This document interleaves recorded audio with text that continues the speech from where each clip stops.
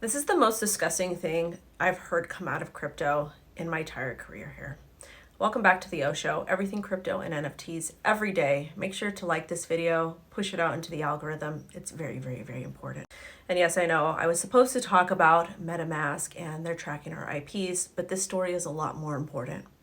A lot of us have been wondering why Sam Bankman-Fried, the CEO of FTX, who stole $10 billion from retail investors, why he's not in jail. Well, this could be why. Well, not exactly why this could be why, but generally when you commit a white-collar crime, they don't just come gaffle you up. They do that to the poor people, though. And on top of it, we need to actually prove that he did something wrong in order for him to be arrested. This is why they're having the hearing on the 13th in the United States via Washington. But Sam Bankman-Fried has not only been going on a media tour, talking to a bunch of different people, trying to play dumb, but apparently it just came out that he hired a brand new attorney, and this is disgusting. According to mainstream media, FTX Bankman-Fried hires white-collar defense attorney Mark Cohen.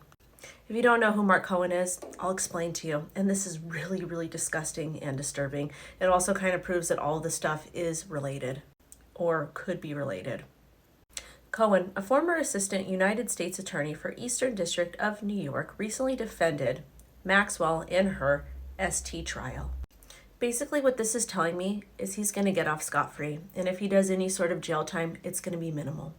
A lot of the repercussions he will face will be next to nothing, and he will be free to do whatever it is he pleases. We still haven't received the names from the Maxwell case, and I don't think we ever will. And the fact that he has such strong political ties via his parents, this makes a lot of sense.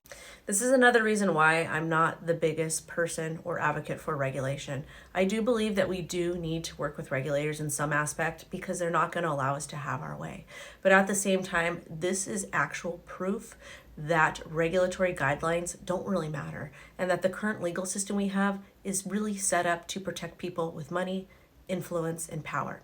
Us underdogs, the poor people, the plebs, they don't care about us. We are never given a fair shot, and we need to stick together and continue to fight and speak out against all the inequalities we face.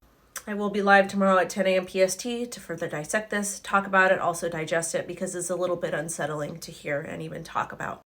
Sending you all love and light, and please push us out into the algorithm. Use critical thinking, come up with ideas that make sense for you, and always check different media sources, especially from your enemies. They're going to give you a different perspective on all of this stuff.